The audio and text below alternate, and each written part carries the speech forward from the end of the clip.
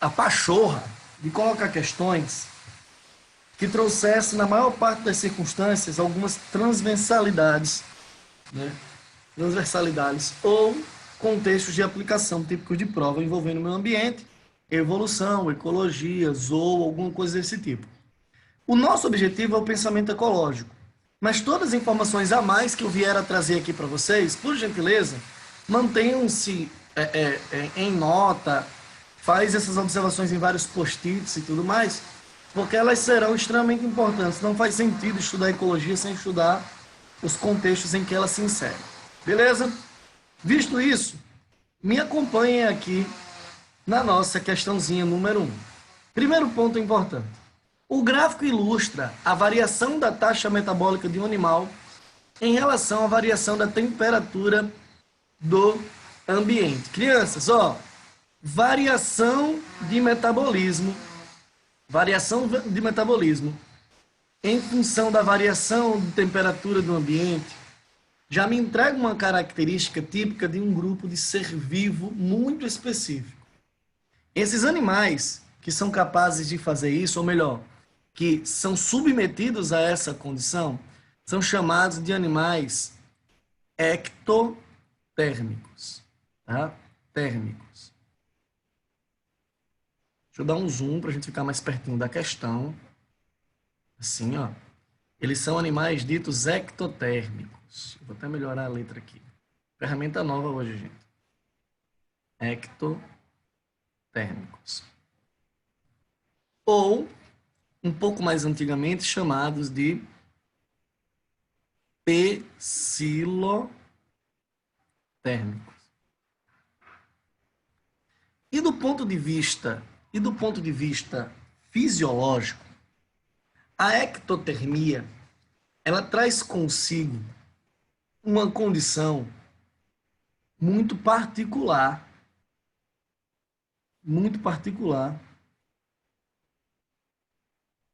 do ponto de vista evolutivo. Por quê, professor? Porque nesse contexto, o ser vivo, ele orienta a sua homeostase frente a condições tipicamente associadas ao ambiente intracorpóreo e intracelular, mas extremamente influenciado por condições ambientais. Professor, beleza. O que é que isso tem a ver do ponto de vista ecológico? O comportamento de forrageio, o hábito de dormir ou de se manter acordado, ciclo sono e vigília, a condição típica de caça, o que esse animal come, o quanto ele come, está intimamente associado a condições energéticas e ou a ritmo de metabolismo. Se o seu metabolismo como um todo, oscila frente às condições do ambiente, é o ambiente que vai ditar, entre aspas, como eu vou me comportar de maneira tal a manter os padrões homeostáticos do meu bom e velho metabolismo. Onde é que eu estou querendo chegar com isso? Quando a temperatura, olha só que divertido, eu vou até pegar aqui uma régua, ó, pegar aqui uma régua para poder me amostrar dizendo que eu estou fazendo uma linha bem retinha. Quando o metabolismo é observado em um ponto cuja temperatura é relativamente baixa, esse metabolismo é bem lento. Bem lento. Então, determinadas circunstâncias devem ser evitadas. Imagina uma situação em que o metabolismo desse fulano ele é muito lento, por estar em uma condição de baixa temperatura corpórea, em decorrência da baixa temperatura ambiental, e ele se submete a um ambiente rico em predadores. Como é que ele vai fugir? Ou, por exemplo, quando ele for o predador, como é que ele vai atacar a sua presa? E aí o que acontece? Antes da execução de determinadas situações, esses animais tendem a termorregular. Eles vão para um ambiente mais quente, aquecem o seu sangue, aquecendo o corpo como um todo, trazendo à tona picos metabólicos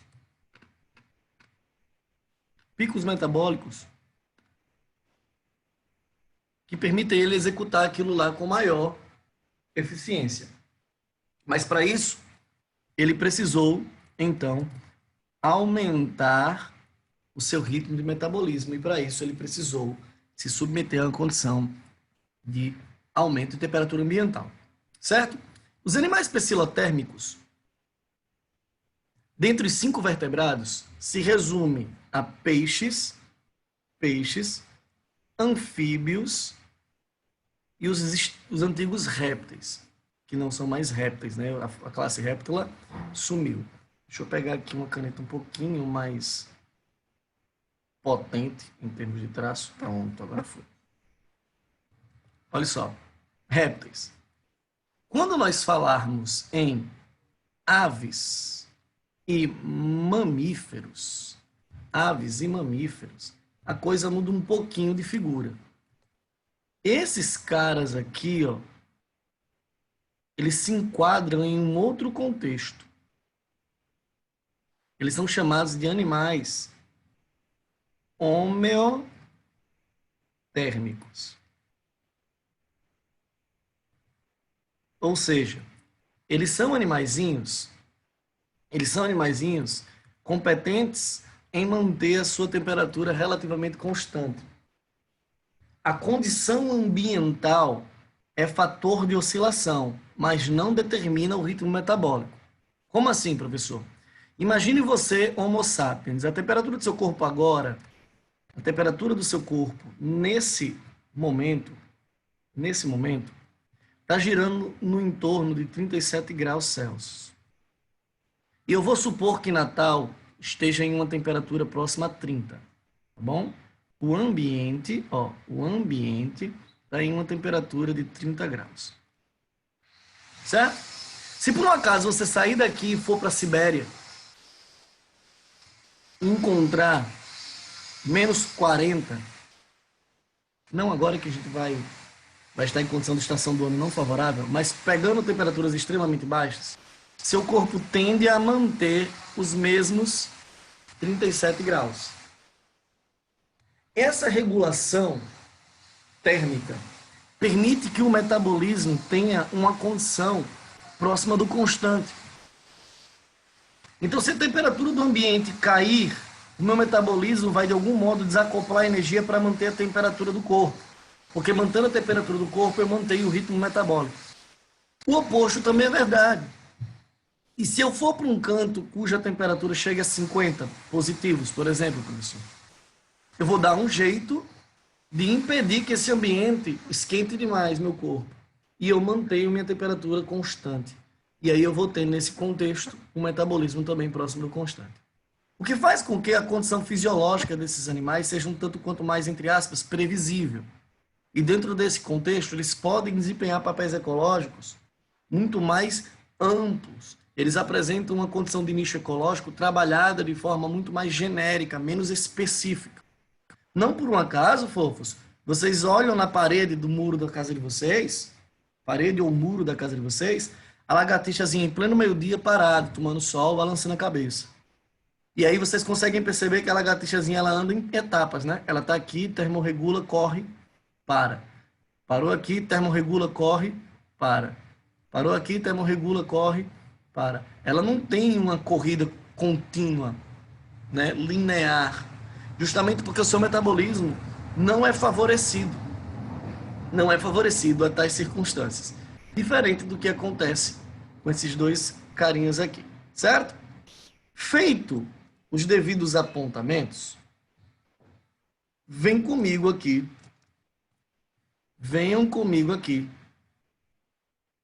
a questão. Venham comigo aqui a questão.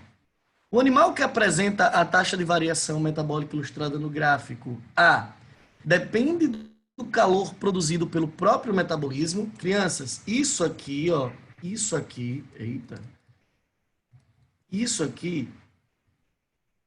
é em partes verdade. É em partes verdade quando nós falamos desse cara aqui, ó. Tá certo? Quando falamos desses caras aqui. Então, não tem nada a ver com o que o gráfico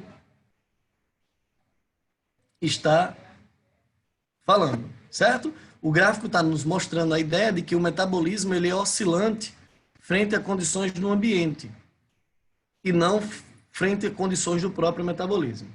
Letra B. Eriça pelos e penas em dias frios para manter o calor do corpo. Olha que coisa bem charmosa. Primeiro de tudo, pelo é uma apomorfia, se é apomorfia exclusiva, de animal. Nenhum outro animal. Que animal, Adriano? De mamífero. Estou com sono. De mamífero. Nenhum outro animal tem pelo, só mamífero. E pena, pluma, é uma condição típica de aves. E a gente já aprendeu que aves e mamíferos são homeotérmicos. Eles não respondem desse modo. Só por isso eu já posso descartar a questão, a letra B, tá bom? E um outro aspecto importante é que ele está falando aqui, ó, em efeitos como eriçar pelos e penas para manter o corpo o quê? Aquecido. Essa condição é uma condição homeotérmica. Tá? Essa condição é uma condição homeotérmica. Manter a temperatura do corpo. Manter a temperatura do corpo. Então, nesse sentido, não dá para ser a letra B. Porque esse animal é nitidamente ectotérmico. Tá bom? E a letra C diz assim, ó, depende do calor do ambiente para elevar a temperatura corpórea. Até agora é a coisa mais elegante que a gente tem. Vamos ver os demais? Consegue aumentar a atividade metabólica em dias frios? Opa, ó, dias frios, olha só, dias frios, metabolismo alto? Nops. Teria que ser, ó, teria que ser um gráfico mais nesse sentido. Não rola. E a letra E diz elimina suor em dias quentes, reduzindo a temperatura corpórea. A sudorese depende de glândulas sudoríparas, que também é uma característica de quem? Dos mamíferos, tá bom? Então, como resposta, nós trazemos aqui o nosso boi velho C de chafurdo. C de chafurdo. Ok? Compreendido, fofos? Tá tudo bem para todo mundo aí? Tudo sossegado? Muito bom, muito bom, muito bom. Tá? Contexto ecológico, evolutivo e características gerais dos seres vivos, dos animais mais especificamente. Tá bom? É legal que vocês tenham essa coisa toda em mente. É legal que vocês tenham todas essas coisas em mente, porque a gente está discutindo aqui condições fisiológicas. Isso tem a ver com nicho ecológico, tá bom? Nicho ecológico. Certo? Beleza? Show de bola. Perfeitinho. Tudo sossegado com todo mundo aí? Que bom, que bom. Certo? Vão aí, por favor, por favorzinho, por favor, por favorzinho, para a nossa questão 3. Eu vou pular 2 por um motivo muito prático, depois eu explico a você por quê. Vamos aí para a questãozinha 3. Alguma dúvida, fofos?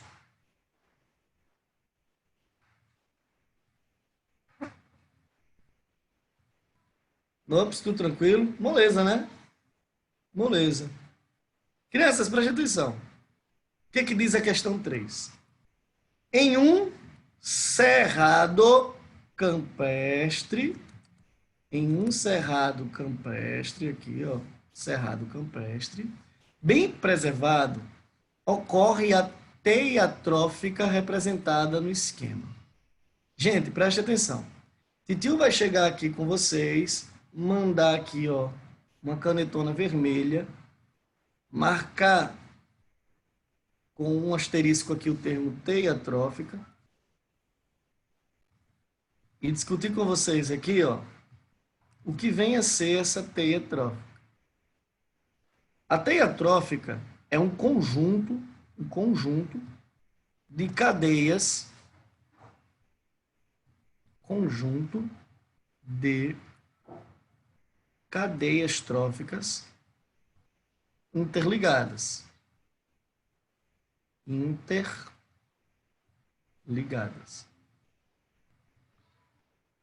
E visto esse ponto de vista, ficou estranho isso, né? Observando essa condição, é importante que a gente entenda o seguinte: quando cadeias tróficas elas estão interligadas, os seres podem, atenção, podem assumir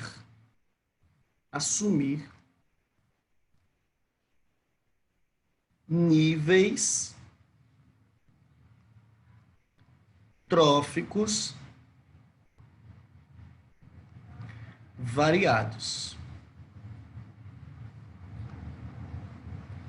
Certo? Variados. Filhotes, essa questão, ela é uma questão discursiva, tá bem? Ela é uma questão discursiva. Então, a gente não vai precisar discutir, então, a resposta, mas entender ela de maneira tal que, caso vocês vão prestar algum tipo de vestibular com segunda fase discursiva, ela será extremamente útil. Ou de maneira tal que vocês consigam entender que questões discursivas é para a nossa realidade muito mais importante do que questões de múltipla escolha. Professor, mas o Enem é de múltipla escolha. É. Mas questões de múltipla escolha te coloca submetido à condição de sorte. Faça muitas questões discursivas e crie um raciocínio científico, porque elas serão importantes. Certo? E eu pediria para vocês analisarem essa teia trófica junto comigo da seguinte maneira. Eu vou pegar aqui uma cor, sei lá, um laranja, e vou chamar vocês a atenção para esse cara aqui, ó, o capim cabelo de cobra. E eu vou traçar aqui com vocês uma das possíveis cadeias tróficas que esse capim é produtor. Olha só. Eita, danado. Olha isso aqui, ó. Rolinha roxa come o capim, e o capim, ó, ele é base da cadeia trófica para essa cadeia. Nesse sentido, o capim ele vai ser produtor. A rolinha vai ser consumidor de primeira ordem, concorda? E o meu lobo-guará vai ser consumidor de segunda ordem. Sim? Tranquilinhos? Massa. Olhem, por gentileza, agora, com outra cor, vou pegar um róseo aqui. Olhem, por favor, essa cadeia trófica aqui, ó. Essa cadeia trófica aqui, ó. Capim, rolinha, e a rolinha vai ser rangada pela jararaca e vai ser rangada pelo lobo-guará. Então, de novo, capim produtor, rolinha consumidor de primeira ordem, jararaca consumidor de segunda ordem, e o lobo-guará passou a ser um consumidor de terceira ordem. Olha, o mesmo ser, dentro de um contexto ecológico, ocupando níveis tróficos distintos. Vou além. Olhem para cá agora. Ó. Deixa eu pegar uma terceira cor. Vou pensar aqui num verdinho, bem chiquíssimo. Escurecer só ele um pouquinho, pronto. Olhem para cá. Ó. Lobeira. Lobeira. A lobeira vai estar nessa cadeia trófica aqui, ó. Essa cadeia trófica aqui. Gafanhoto, bem-te-vi, certo? Mas ela também vai estar nessa cadeia trófica aqui, ó. Lobeira e o lobo-guará. Nesse sentido, ainda que o lobo-guará não tenha competência puramente de herbivoria, ele vai estar, de todo modo, ocupando o nível trófico de consumidor de primeira ordem. Então, perceba que o mesmo animal contém a capacidade ecológica, em decorrência do seu nível trófico, de atuar em inúmeras cadeias tróficas dentro de uma teia, fazendo com que, dependendo da cadeia em questão, ele ocupe níveis tróficos distintos. Certo? Tranquilinhos? A gente poderia ver isso também em outros seres vivos dessa cadeia. Vamos pensar aqui, por exemplo, no azul, esse arbusto sendo produtor, o gafanhoto consumidor primário, o teiu aqui consumidor secundário, e a jararaca consumidor o quê? Terciário. Ó, teiu secundário, consumidor primário, produtor. Certinho? Tranquilinhos? Esse tipo de ótica precisa ser devidamente observável. Porque eu não sei não é a relação dessa questão, mas vocês poderiam ser arguidos em uma questão discursiva de segunda fase. Alô, galera que vai fazer aí provas temáticas como a UEL, né, a Universidade Estadual de Londrina, ou segunda fase da Estadual do Ceará, da FUVEST, alguns vestibulares tradicionais que ainda aguardam segunda fase discursiva ou temático vocacionado. Preste atenção. Vocês poderiam ser perguntados, do ponto de vista energético, qual condição tal animal ou tal componente da cadeia trófica seria mais ou menos beneficiado do ponto de vista energético. E aí vocês precisariam lembrar o quê? Que quanto mais no topo da cadeia, menos energia disponível. Então, quando o lobo-guará ocupa o nível trófico de consumidor terciário, ele se aproveita menos do ponto de vista energético do que ele aproveitaria se tivesse em consumo secundário ou até mesmo consumo primário, ainda que isso aqui poderia entrar numa observação complementar, já que o lobo-guará ele não é especialista em tirar energia de planta. Tá bom? Mas é isso. Olha o que diz aqui a nossa questão. Cite uma espécie dessa teia alimentar que ocupa mais de um nível trófico. A gente pode citar várias aí. O lobo-guará e a jararaca, para a gente, ó, foram os mais evidentes, certo? E aí você especificaria quais os níveis tróficos essa moça ocuparia. Tanto o nível trófico de consumo secundário e terciário dá para o lobo, para a jararaca, quanto consumidores secundário, terciário e primário daria para o lobo-guará. Tá bem? Esse é um ponto importante. A letra B perguntaria a vocês, pediria para vocês citar 5 espécies de uma cadeia alimentar que façam parte dessa teia.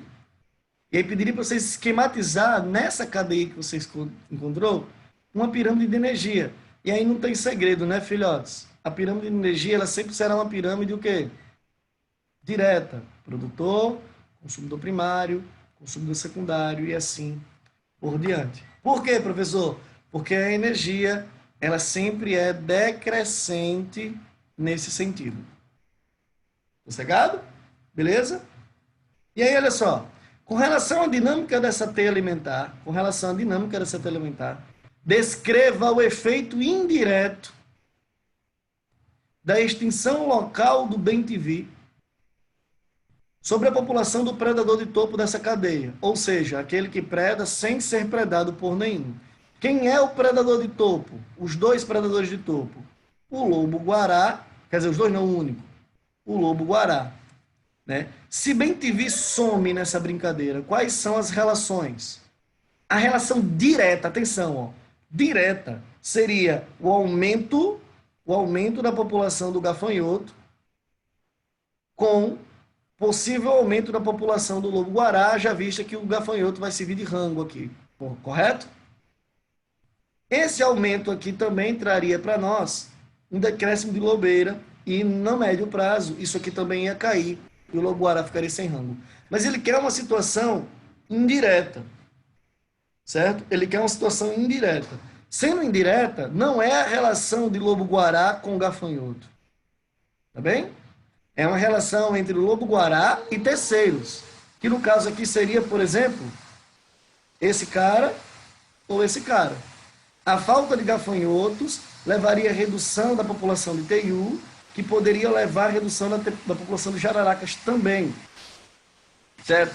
E eu teria como consequência uma alteração na dinâmica da população dos lobo-guará por carência de alimento. Olha que questão capciosa. Olha o termo aqui, ó, acabando com a vida do estudante. Mas deu para entender, fofos? Tranquilão. Conseguimos ecologicamente nesse sentido? Sim. Perfeitinho. Muito massa, né não? Muito massa. Muito massa. Deixa eu ver se tem alguma dúvida aqui no chat. Alguma dúvida aqui no chat? Alguma dúvida aqui no chat? Nenhuma.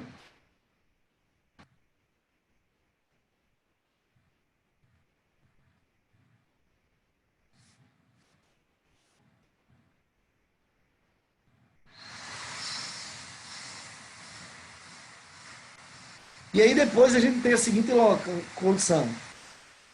Caso o capim-cabelo de porco venha a sofrer uma grande queda na sua biomassa, então se esse cara aqui começar a declinar do ponto de vista populacional, qual a interação biológica seria esperada entre os consumidores primários que se alimentam desse recurso? Esse cara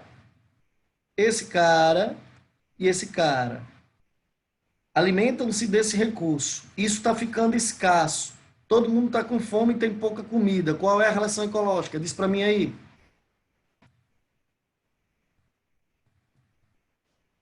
Qual a relação ecológica? Diz para mim.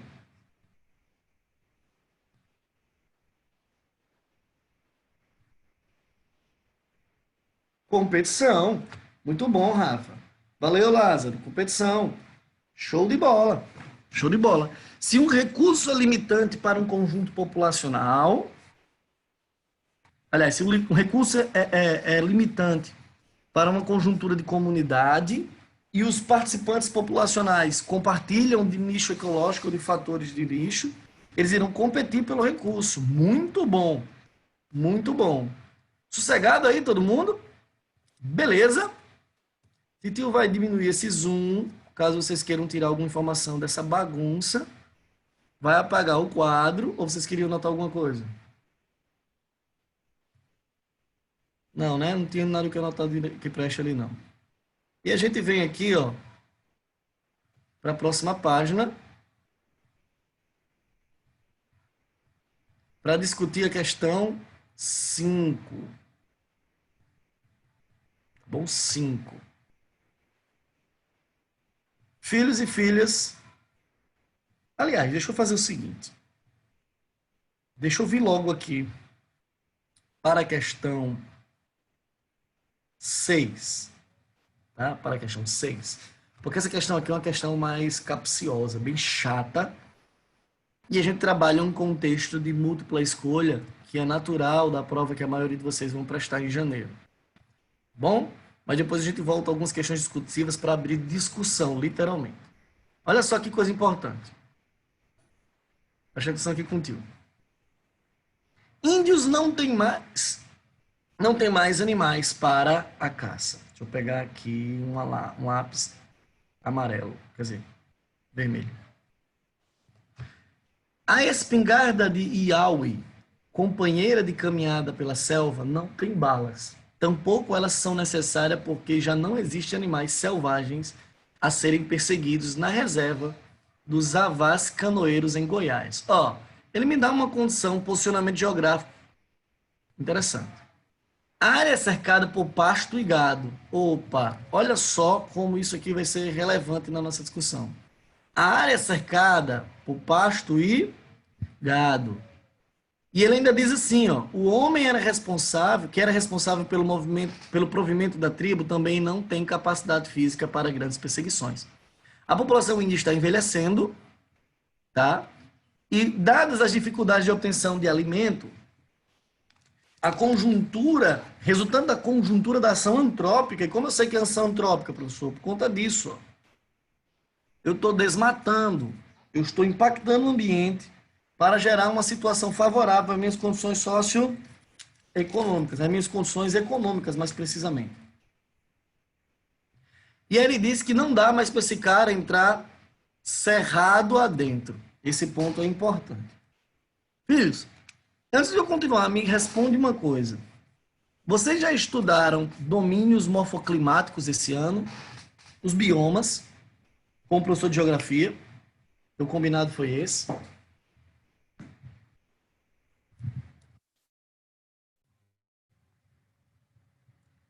Ainda não?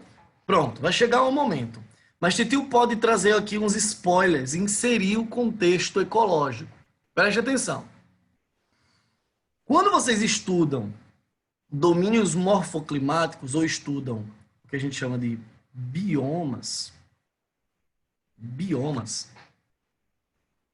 vocês estão estudando uma composição de ecossistema, deixa eu melhorar isso aqui que ele ficou bem tosco, ó.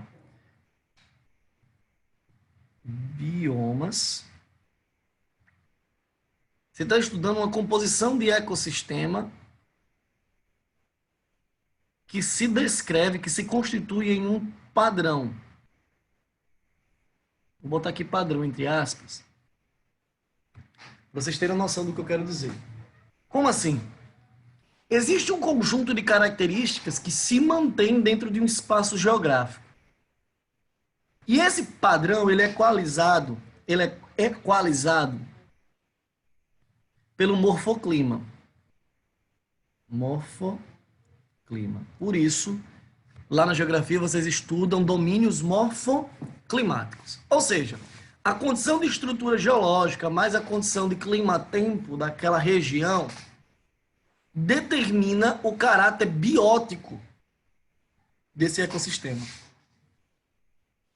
Então, o morfoclima é ambiente, é constituinte, é componente abiótica desse ecossistema. E essa condição morfoclimática, ela vai permitir a caracterização da fauna, por condições, obviamente, de seleção natural, e da flora. Entenderam essa lógica? Nesse contexto, os biomas obedecerão a um, entre aspas, padrão morfoclimático, faunístico e florístico. Vamos no passo a passo? Até aqui, tudo sossegado? Até aqui, tudo sossegado? Na paz? Beleza. Continuando a brincadeira. Visto isso, então, do ponto de vista ecológico evolutivo, nós temos aqui, ó, um fator de seleção. Nós temos aqui um fator de seleção. Qual? O ambiente. O ambiente que vai determinar quem, porventura, vai morar, entre aspas, nesse ambientezinho bonitinho. E aí entra toda a esfera ecológica envolvida. Se isso aqui é ambiente, e ambiente é fator de seleção, a seleção de quem vai morar lá é feita a partir dos conceitos evolutivos básicos. É um fator evolutivo. Nessa condição, quando eu falo em característica e adaptação, eu preciso pensar nessa adaptação a partir da ótica do ambiente. Então é lógico que os seres vivos que compõem fauna e flora desse domínio morfoclimático, desse bioma, são adaptados a essa situação ambiental. Professor, esse passeio todinho que o senhor está dando é para quê? Para dizê-los que dá para descrever um bioma a partir dessas três condições. Lá na geografia, os professores, eles enfatizam muito a condição morfoclimática por um motivo muito óbvio e costumam trabalhar muito intensamente as caracterizações florísticas do bioma. Então o professor chega para vocês e diz assim, ó, o bioma de Caatinga é caracterizado por plantas que apresentam a condição arbustiva predominantemente, com raízes profundas e axiais, folhas pequenas, adaptadas ao clima árido ou semiárido. Algumas até dotadas de adaptações para climas desérticos. E aí você, massa. E por que o professor de geografia, ele não discute nada sobre a fauna? Não é tão somente porque isso aqui não é competência da geografia e da biologia.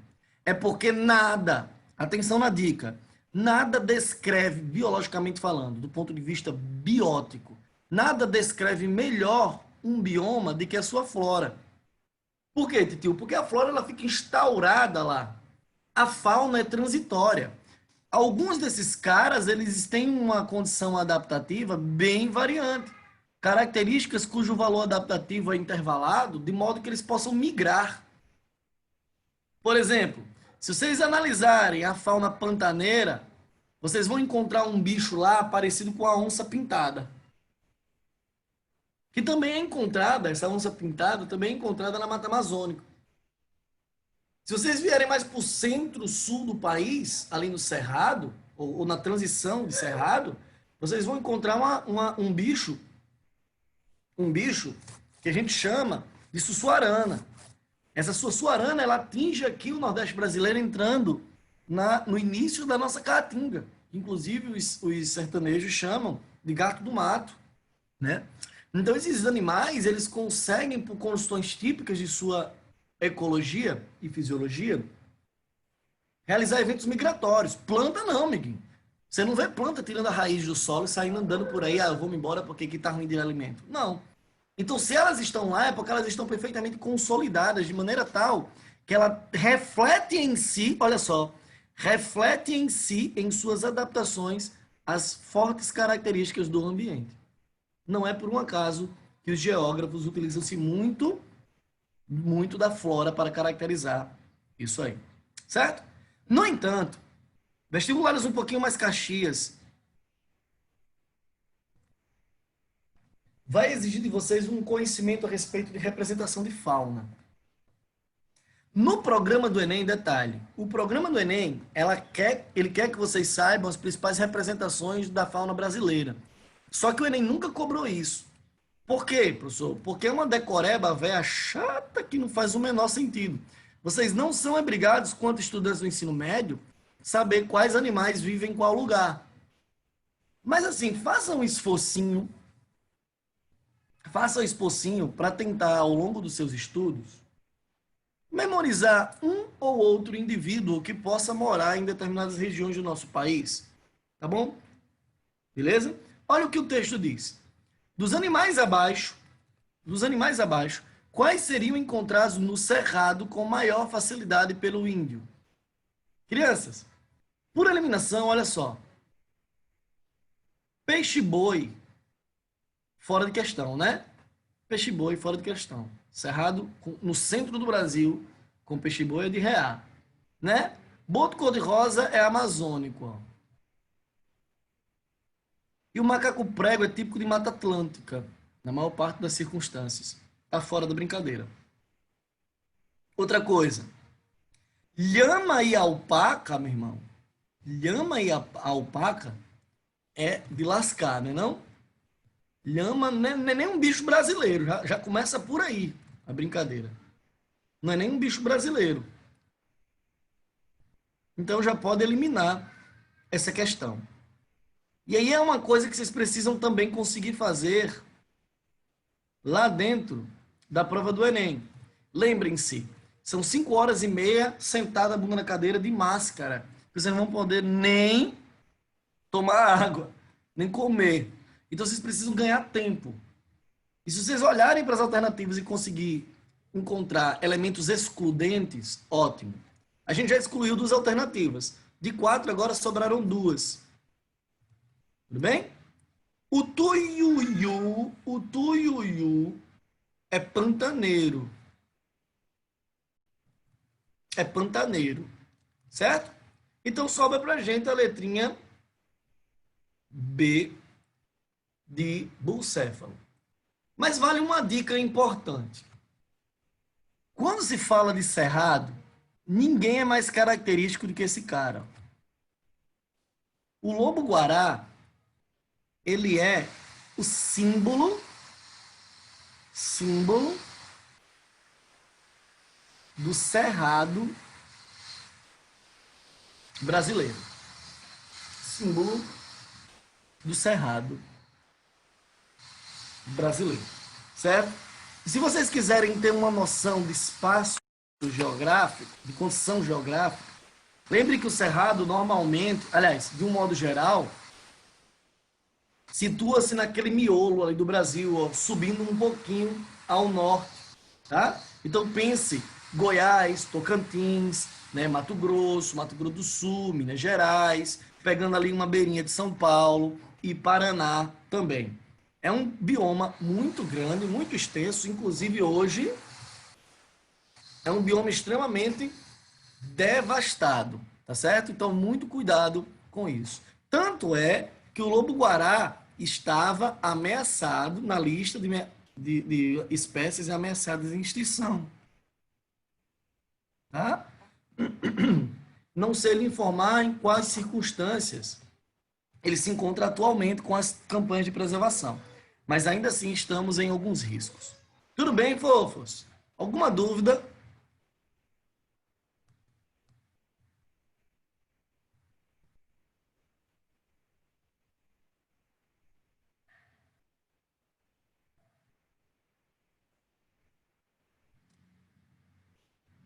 Pelo visto nenhum. Então venham comigo e saltem para a questão 9, por favorzinho. E saltem aí para a questão 9. A questão 9 vai trazer uma coisa muito legal para a gente aqui.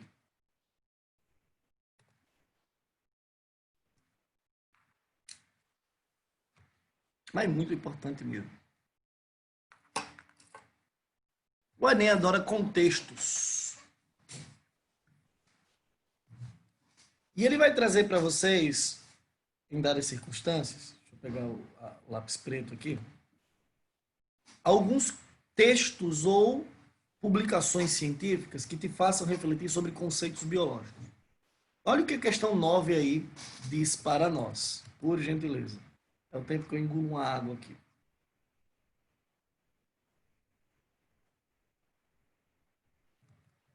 Vamos lá.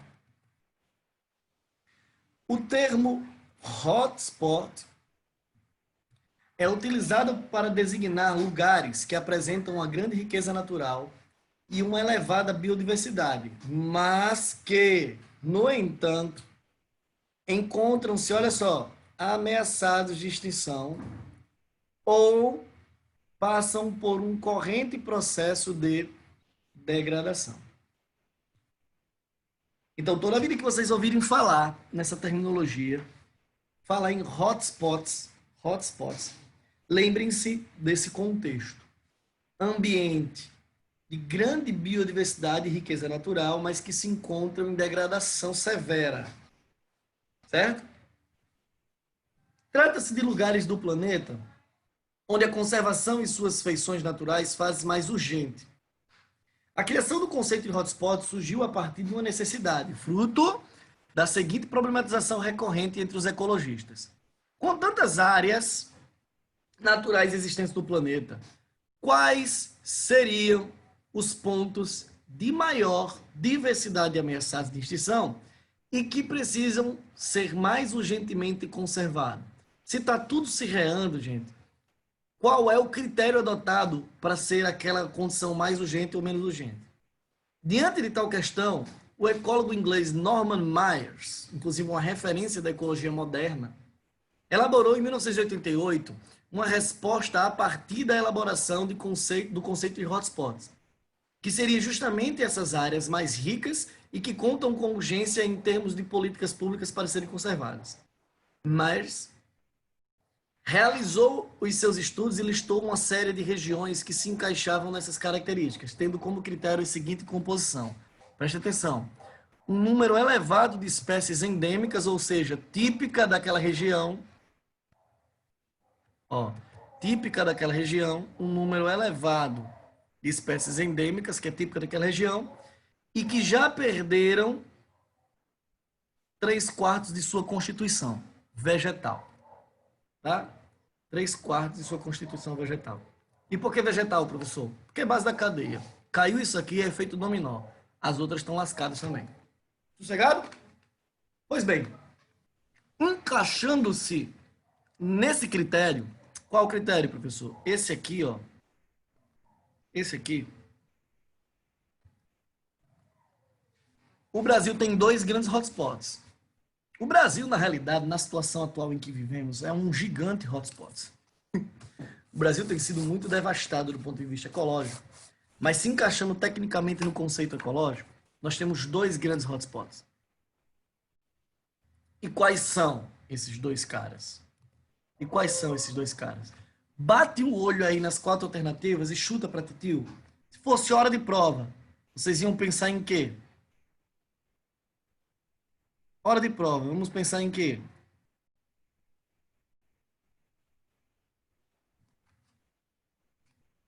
Letrinha A de harmonia. Muito bom, Eloá.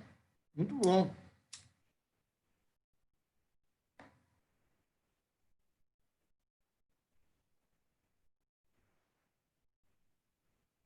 Letra A, Rafa. Valeu. Eloá tentou B e B faz sentido. E B faz sentido. Tá bom? Mas vamos pensar numa seguinte circunstância. Numa seguinte circunstância. Quando você analisa a floresta amazônica, e aí eu peço que... Foi Eloá que disse a letra B? Foi, não foi, Elo? Foi você? Foi, tá aqui ela. Eloá, presta muita atenção aqui, tá? Porque você fez uma coisa boa para o nosso estudo de hoje. Você caiu naquilo que o Enem chamaria de distrator. Preste atenção por quê? Está em voga a discussão da preservação amazônica. Por quê? A maior biodiversidade do planeta que está sendo impactada. Mas a devastação amazônica não atingiu a níveis tão críticos assim, ó. A Amazônia ainda é muito grande. Nós não temos a Amazônia fracionada em 4 e só tem um pedacinho desses 4. Mas é tão tocante a importância da Amazônia e a discussão amazônica hoje está tão em voga que a gente pensa logo na floresta amazônica. Tá bem? Porém, os dois hotspots brasileiros são esses aqui. A Mata Atlântica hoje apresenta algo no entorno de 7,5% do que um dia ela foi. Ou seja, perdemos muito de Mata Atlântica. Muito de Mata Atlântica. E tirando a Mata Atlântica, o Cerrado em curso é o bioma que está sendo mais impactado no Brasil hoje, por incrível que pareça. E como o Cerrado tem uma conjuntura morfoclimática muito mais frágil e uma endemia de espécies muito grande, ele se encaixa aqui no período, na coisa toda do hotspot. A Mata Atlântica, aliás, a floresta amazônica, por motivos óbvios, a gente já discutiu por não ser. E o manguezal não tem tantas espécies endêmicas assim em condição de fragilidade. Certo? Então a resposta certa seria A. A gente aceitaria a letra B se a gente, por um acaso, entendesse como o nosso ministro, que disse que a Mata Amazônica e a Mata Atlântica é a mesma coisa, né? Mas como ninguém aqui é ministro, é estudante de biologia, então não vamos cometer essa gafe.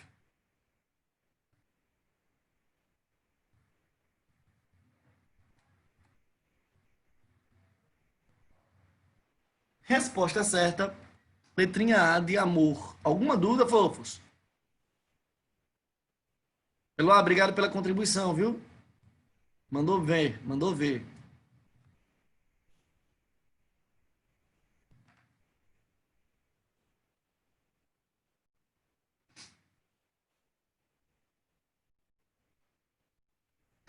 TDB significa o quê, hein? Hein, Rafa? Sei o que é isso, não. Tudo bem. Ah, tá. Beleza. Obrigado. Eu ainda estou me familiarizando com esses termozinhos que vocês usam. Às vezes eu me sinto um idoso quando eu não sei do que se trata. Eu vejo os meus alunos falando essas coisas, eu fico, que porra é essa? Daqui a pouco ninguém fala mais nada, é tudo por sigla. Né? É ralado esse negócio. Vamos seguir? Vamos seguir. Vamos aí para a questão 10.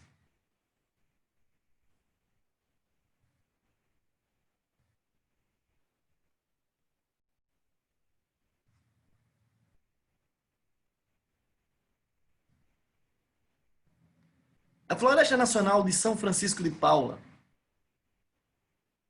é uma unidade de conservação localizada no nordeste do Rio Grande do Sul, onde há matas de araucária. Com relação às matas de araucária, crianças, que é um outro domínio morfoclimático importante, é correto afirmar o quê? A. Estão localizados na área de abrangência da Mata Atlântica. Gente, a Mata Atlântica, ó, imagine que esse Doritos aqui é o Brasil. A Mata Atlântica, ela faria isso aqui, ó. E ela tem uma condição meio que de transição entre Mata Atlântica e Mata de Araucária. Certo? E aí essa questão aqui foi colocada pensando que vocês já tinham visto os domínios morfoclimáticos, tá bom? Mas de todo modo, isso aí é muito mais uma questão de posicionamento do domínio. E a resposta certa vai ficar com a gente de forma muito rápida aqui com a letra A de amor.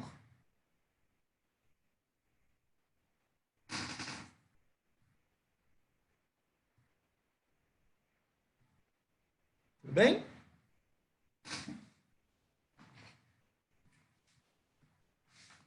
E agora eu fico satisfeito e já posso começar a discutir com vocês a questão 11. A questão 11.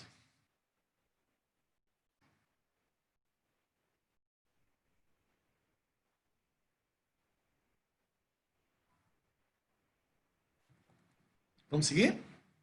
Gente, essa questão 11, ela tem uma coisa muito legal de ser discutida, por isso que ela está aí, foi feito de propósito, que é a compreensão de conceitos, tá bem? Tem hora que os textos das questões baseia-se muito no literal ou no contextual. E às vezes um termo é utilizado no sentido literal de um jeito, mas dentro do ponto de vista conceitual ecológico, ele tem uma outra conotação. Preste atenção. Primeira coisa, o que são micorrizas? Gente, mico é um prefixo que a gente usa na biologia referente a fungo. E rhizos é raiz. E raiz tem a ver com planta. E raiz tem a ver com planta. Certo? Planta.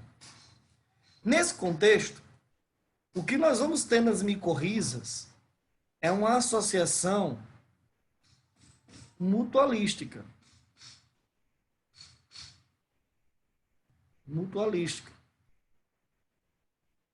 Alguém está falando comigo aqui no chat. Quem é?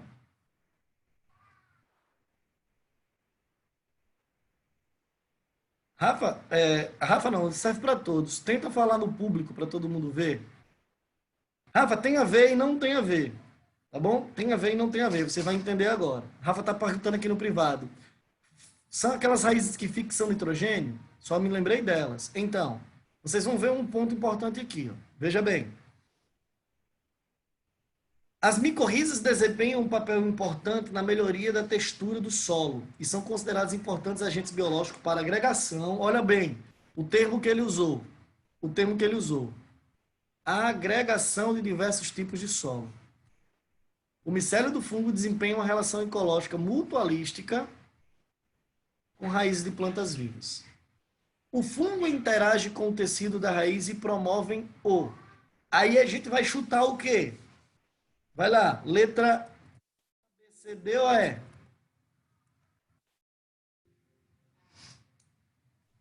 Fala com o titio.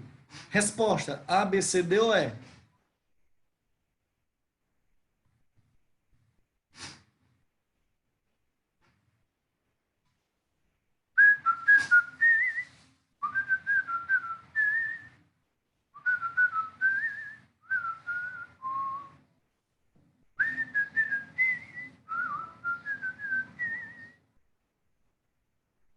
Ninguém arrisca? A hora de errar é essa, gente. Não tem vergonha de errar, não. Vocês não podem errar na hora da prova. Agora pode. Letra D. Petrúcio mandou D aí. Alguém manda outra? Então é óbvio que vocês vão chutar, vão marcar a letra D, né não? Pois é, mas a resposta dessa questão é a letra C. Professor, como assim? Elas não estão associadas à condição do nitrogênio? Estão. Mas o que a letra D fala? Fala sobre fixação de... Eita. Fala sobre fixação de nitrogênio. Crianças, quando o texto ecológico, preste atenção, ó, atenção, muita atenção aqui. Quando o texto falar em fixação biológica ou fixação do nitrogênio, vocês têm que pensar na conversão do nitrogênio atmosférico em produtos nitrogenados que são assimiláveis, normalmente nitritos e nitratos. Certo? O que esse fungo faz não é isso. O que esse fungo faz é pegar compostos nitrogenados, não gasosos, não é nitrogênio molecular, são compostos nitrogenados e decompõe esse cara, decompõe em amônia, às vezes nitrito ou nitrato. O processo estabelecido pelo fungo é decompor um composto orgânico disponível em resíduos nitrogenados. Isso não é fixação biológica. Fixação é quando eu pego o nitrogênio atmosférico e converto nisso aqui. E quem faz isso, gente, é bactéria. E sabe por que a gente confunde? Sabe por que a gente erraria essa questão? A maioria dos estudantes do Brasil, por dois motivos. Primeiro, vocês leram o termo fixação do ponto de vista literal, que é colocar, inserir. Mas ele está falando de fixação biológica, que é um fenômeno biológico, que corresponde a isso aqui. E segundo, a maioria esmagadora de vocês confundem micorriza com Rhizobium.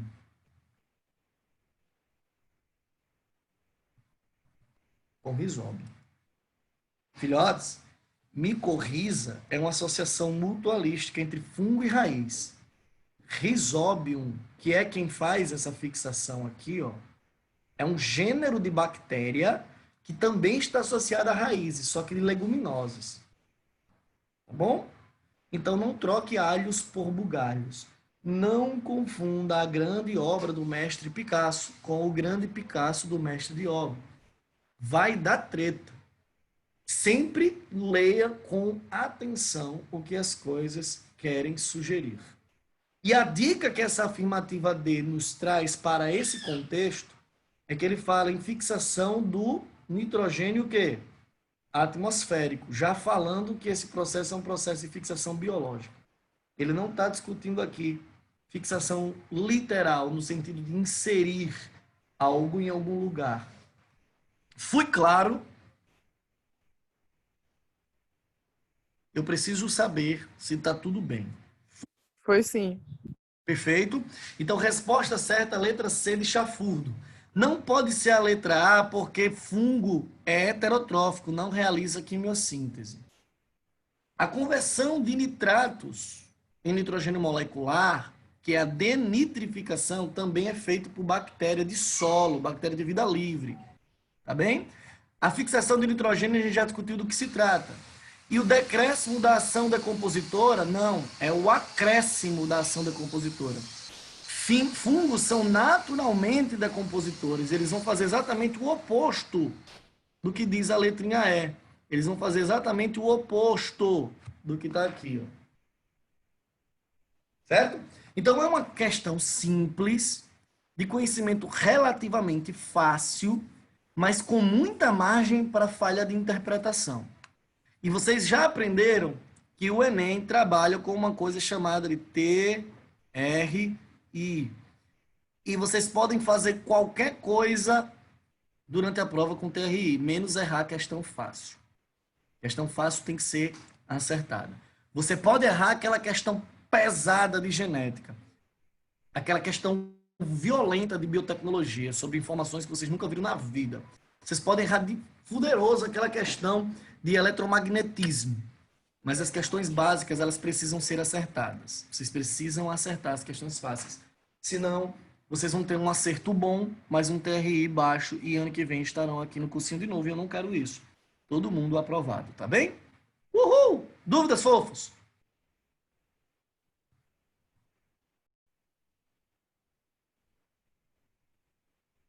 Nenhuma? Então vamos seguir.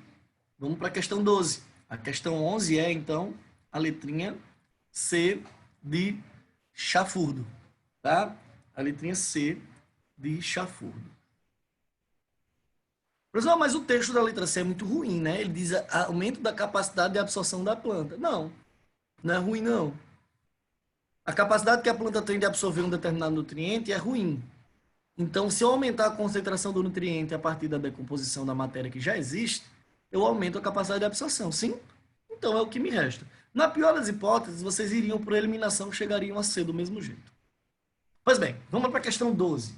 12ª questão desse nosso momentinho chumbregal de resolução de questões. Sossegado? Assinale a alternativa que apresenta exemplos de interação ecológica. Agora, interespecífica. Se é interespecífica, as espécies são iguais ou diferentes? Diferentes. Se é positiva, essa relação é harmônica ou é inarmônica? Ou desarmônica? Harmônica. Se ela for negativa, é desarmônica. E depois eu quero uma relação intraespecífica, cujas espécies são iguais, respectivamente. Uma na sequência da outra, certo? Então vem aqui. Primeiro ponto. Colônia é intraespecífica, já não é a letra A. Viu? Comensalismo é interespecífica. É harmônico? É. Então eu obedeci ao primeiro critério. Predação é interespecífico, né? É. É desarmônico? É. Obedeci ao segundo critério. E sociedade é uma relação também harmônica, só que de natureza interespecífica, dando resposta à letra B. Tá? Mutualismo condizia, inquilinismo não. Inquilinismo é harmônico, tá bom? Ainda que sociedade também condizia. Competição é desarmônico e pode ser intra ou interespecífico. Parasitismo é desarmônico e interespecífico. Colônia, ok. Amensalismo ou antibiose é uma antirrelação, não é harmônico. Tá bem? Competição se encaixava e colônia também. A única que os três premissas estão devidamente encaixadas é na letra B, de bucéfalo. Bucéfalo. Ok? Essas questões de interação ecológica são muito tranquilas de serem resolvidas quando elas são diretas assim. Quando elas exigem de vocês simplesmente a discussão de se é ou não é uma relação. Aliás, o que é ou não é a relação. Elas ficam um pouquinho mais pesadas quando a gente fala do contexto, da condição contextual. Ele dá uma situação problema e quer que você identifique naquele problema qual a relação estabelecida. Certo? Vamos seguir? E vamos aqui para uma questão que envolve a minha ídola. Quer dizer, agora não. Deixa eu deixar minha ídola para depois.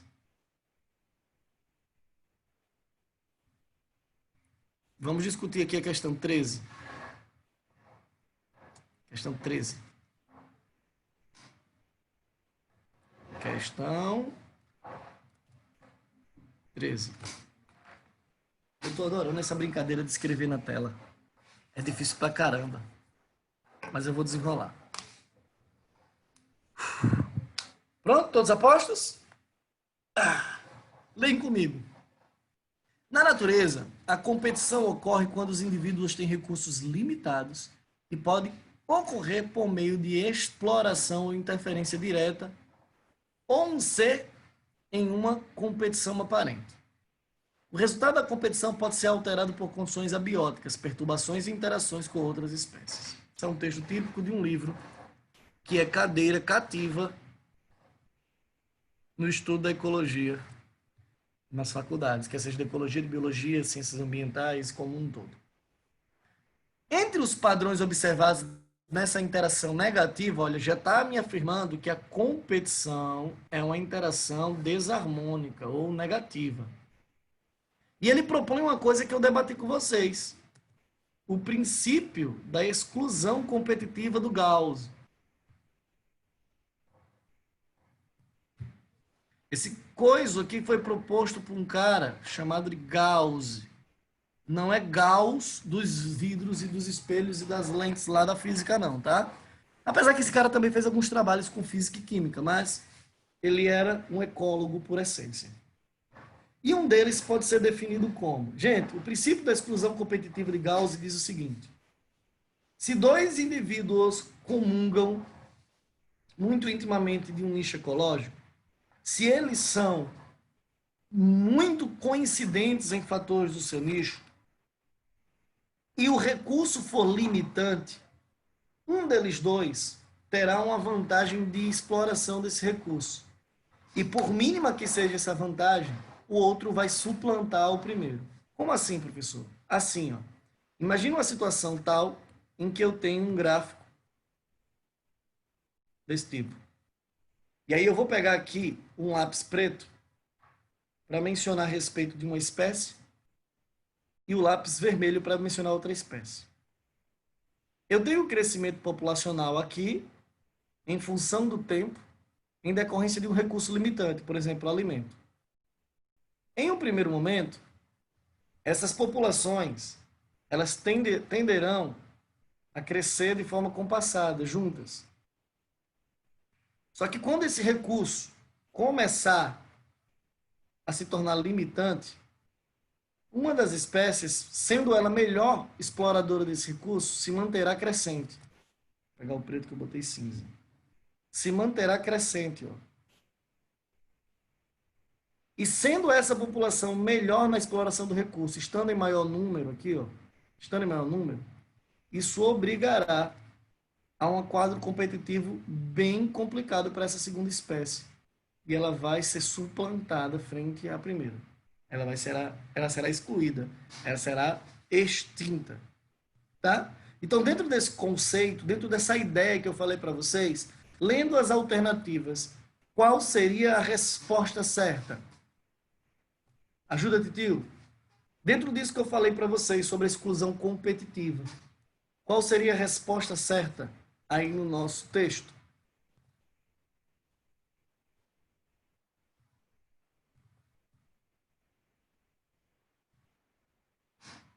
Quem arrisca?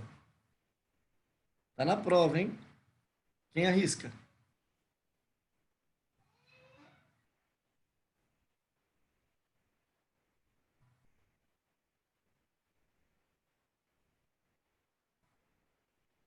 Vão arriscar? Lázaro chutou aí a letrinha A. Muito bom. Maíra também. Rafa também. Muito bom. Letrinha A. Crianças, inclusive, eu aconselho a vocês que vocês anotem até a afirmativa A. Tá? A afirmativa A é o próprio conceito da exclusão competitiva de Gauss. Certo? Simplificando o texto, é o próprio conceito da exclusão competitiva gaussiana.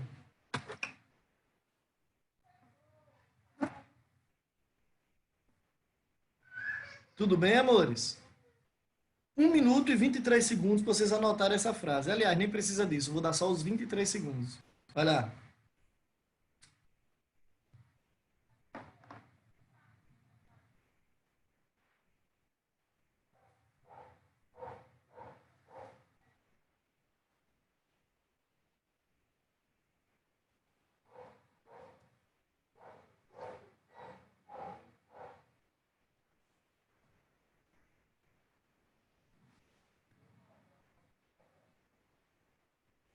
E agora sim, Titio vai chamar vocês para discutir aqui, ó, a minha ídola. Eu sou fã de Mafalda, eu não sei vocês, mas eu sou fãzaço incondicional da Mafaldinha. Mafaldinha é o que há de mais moderno.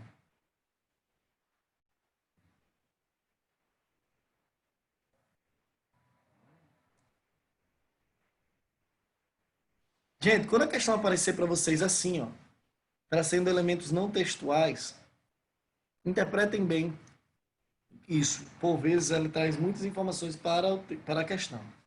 Então, o que é que nós estamos vendo? Mafalda fazendo curativos no planeta. Então, ela está supondo um planeta, ó, doente. Falar em planeta doente nos remete a pensar em quê? Pense comigo, discutam comigo. Eu sei que vocês estão com sono e com fome, já são 11h20. Tá acabando, tá? Mas discutam comigo. Pensar num planeta doente reflete o pensamento ecológico em que sentido? Em que âmbito?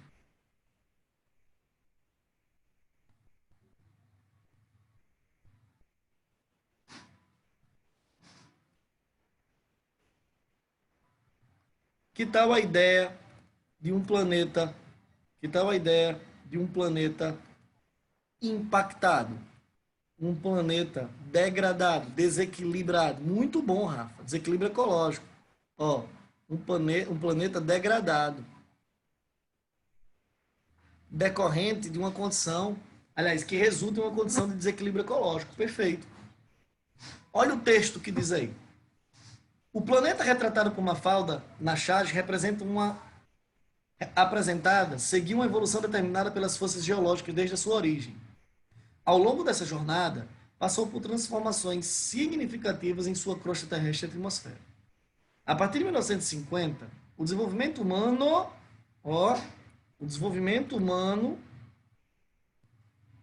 e suas implicações nos ecossistemas crescem exponencialmente, conforme retrataram os estudos da nova era geológica denominada Antropoceno.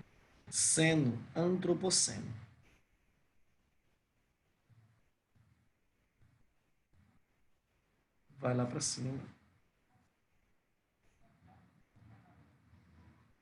Podendo provocar um adoecimento do planeta. Mafalda cuida do planeta em função das diversas intervenções que ele sofreu e sofre. Este adoecimento planetário se deve a quê? Crianças, qual é a ideia? É pensar aqui numa relação causa-consequência. Se deve a quê? Ele está perguntando a vocês as possíveis causas desse adoecimento, desse desequilíbrio, dessa degradação. Letra A, mudança na integridade da biosfera. Então, o planeta está doente, degradado, porque a biosfera foi degradada. Faz sentido isso? Degradar os seres vivos gera desequilíbrio ambiental?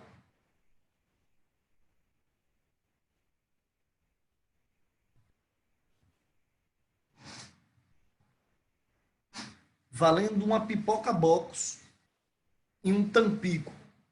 Um lanchinho bem light.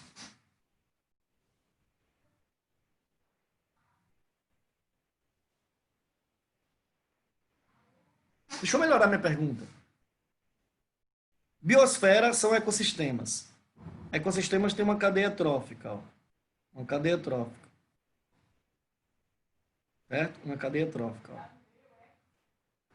Se eu impactar a população dos consumidores primários, eu gero impacto nessa cadeia trófica?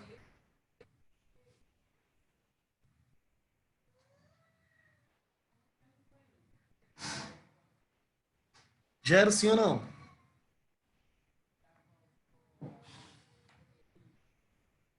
Sim. Isso gera impacto na condição abiótica do ecossistema? A estrutura do ambiente em si pode ser modificada se por acaso eu modificar a composição biótica? Sim. Então nem titubei, gente. Letra A. Gente, você já viu algum impacto causado pela estabilidade? Não faz sentido. Climas estáveis não são resultantes de impacto. Melhor, climas estáveis não impactam nada. Perder e ganhar coisa gera equilíbrio, também não gera impacto. Carga equilibrada também não gera impacto. Eu nem preciso continuar a ler o resto do texto. E reduzir recursos também não causa impacto. O aumento do consumo dos recursos, sim. Então, a letra A é a resposta mais plausível para a nossa questão. E dá tempo de mais uma questão, tá bom? Dá tempo de mais uma questão, certo? Vamos aí para a questão 16, que é uma questão clássica de prova. Estudo das populações. Esse gráfico aqui, ó, é um gráfico de estudo populacional. Ele é clássico em prova. Clássico. Então, vem comigo. Primeira coisa que vocês precisam ver quando olhar um gráfico desse tipo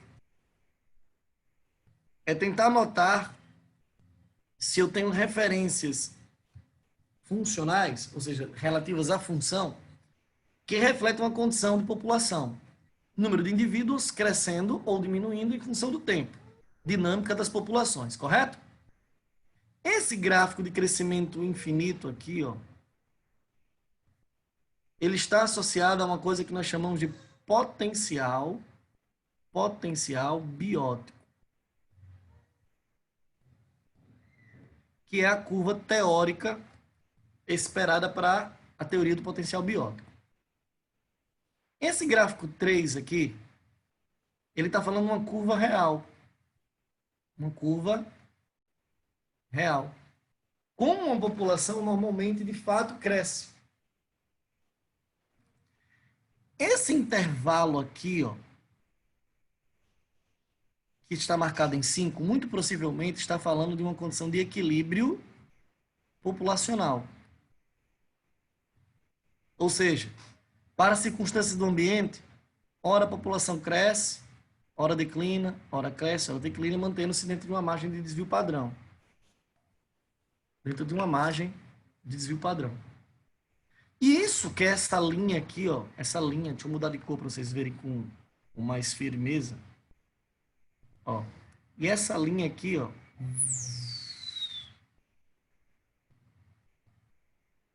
que ele está marcando em 2, é chamado de capacidade de suporte do ambiente. Ou seja, o quanto o ambiente suporta em termos de quantidade de componentes que vivem nele. E aí, olha como isso é bonito. Vou pegar aqui uma borracha, vou apagar esse rabisco azul aqui, ó, para fazê-los vocês meditarem sobre uma circunstância. Lápis rosa.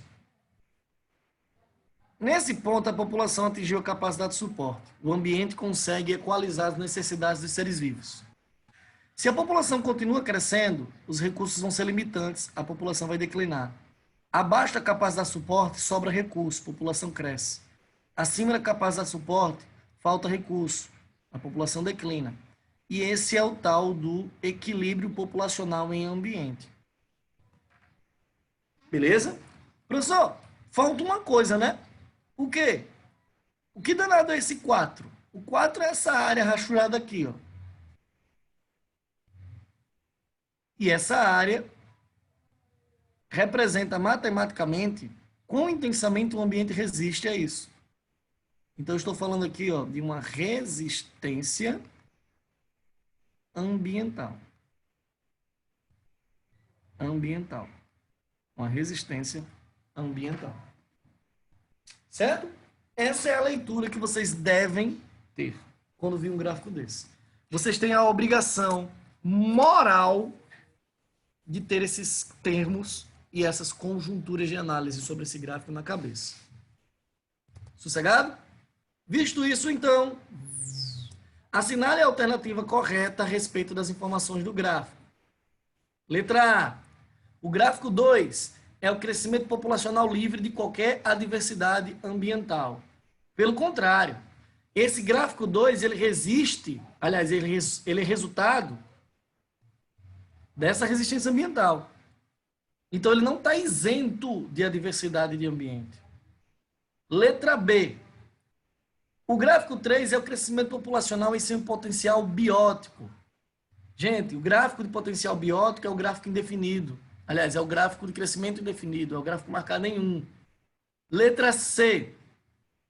5 é o crescimento populacional em desequilíbrio com o ambiente. 5, a gente já viu que não é uma condição de desequilíbrio, é uma condição equilibrada. 4 são os fatores bióticos e abióticos que regulam o crescimento populacional. Perfeito. fatores do ecossistema que modulam isso. Letrinha D de jeans. Letrinha D de jeans. Ok? Tranquilinhos? Sucesso! Letrinha D de jeans. Letrinha D de jeans. Tá bom? E para a gente encerrar o dia, porque ainda vai dar tempo de fazer mais uma, vem aqui para a questão 17 com o titio rapidão, para a gente fazer uma questão mais típica. Um contexto para a identificação da relação ecológica.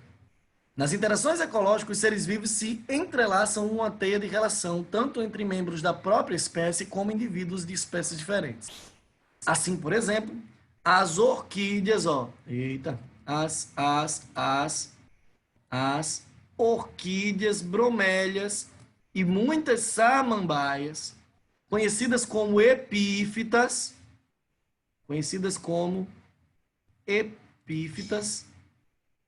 vivem no interior das matas sobre plantas maiores e lhes servem de suporte, permitindo que consigam obter maior suprimento de luz. Crianças, elas vivem junto a outras plantas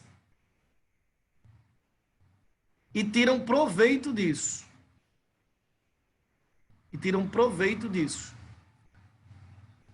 Só que o texto não fala em prejuízo, só em benefício.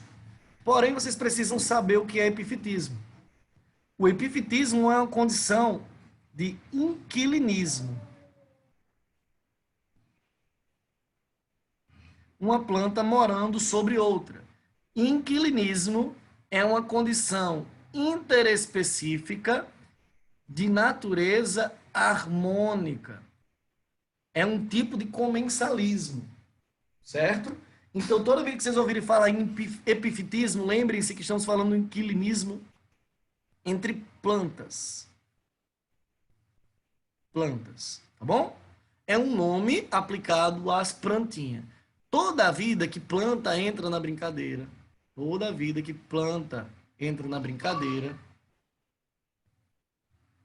ela torna a coisa muito particular. E a resposta da gente será, obviamente, uma resposta que condiga com essa condição. E a gente está falando aqui de um equilinismo. A associação descrita no texto, típico de prova, ele dá um texto e pede para você identificar. É uma condição de inquilinismo. Tudo bem? Sossegado, crianças? Então, foi show. Tudo bem? Por hoje é só. Vou pedir para o pessoal da coordenação mandar essa lista gabaritada e comentada para vocês. Para não passar o gabarito aqui agora, porque eu vou precisar fazer uma carreirinha agora para outra aula, tá bom? Mas o contexto geral da ecologia e dos impactos das relações e as dinâmicas de população foram devidamente trabalhados. Alguma dúvida? Alguma pergunta? Tentem responder as questões discursivas, sobretudo. Elaborem um texto-resposta. Olhem as perspectivas de resposta no gabarito. E qualquer dúvida, me procure, ok? Um cheiro bem grande, interrompendo o compartilhamento. E até a próxima aula, se Deus quiser. Tô com saudade dos senhores e das senhoritas. Beijo.